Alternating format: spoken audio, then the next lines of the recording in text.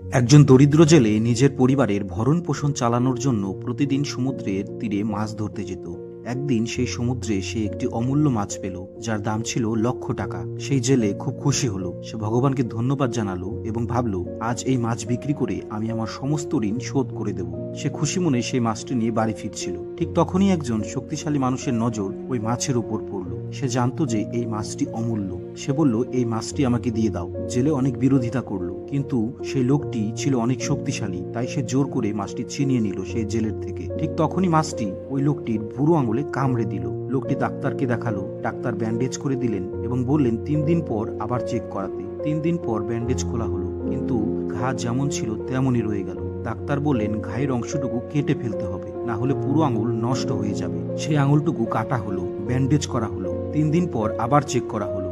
দেখা গেল ঘা আরো টাটকা এবং বেড়ে গেছে। ডাক্তার বলল, এখন পুরো আঙুল কাটতে হবে, নয়তো পুরো হাত চলে যাবে। আঙুল কাটা হলো, ব্যান্ডেজ করা হলো। দেখা গেল ঘা আরো বেড়ে গেছে। এবার পুরো হাতটাই কাটতে হবে। কেউ একজন তাকে বলল, তোমার দ্বারা কোনো ভুল কাজ হয়নি তো? লোকটি বলল, ভুল তো হয়েই গেছে। কষ্ট করে অর্জন করেছিল অন্য কেউ, আর আমি তা ভোগ করতে চেয়েছিলাম। সে ব্যক্তি বলল, তাকে খোঁজো, তার পায়ে গিয়ে গড়িয়ে গড়িয়ে ক্ষমা চাও। খুঁজতে খুঁজতে সেই জেলের কাছে সে পৌঁছে যায়। পায়ে পড়ে বলল, তুমি কি এমন করেছো যে আমার এই অবস্থা? জেলে বলল, আমি কোনো তন্ত্রমন্ত্র বা জাদুবিদ্যা জানি না। আমি শুধু ওপরওয়ালা ভগবানকে এইটুকু বলেছিলাম, সে আমাকে তার শক্তি দেখিয়েছে। এখন তুমি তোমার শক্তি তাকে দেখাও। জীবনে মনে রাখবেন বন্ধুরা, কর্মফল ভোগ করতেই হবে।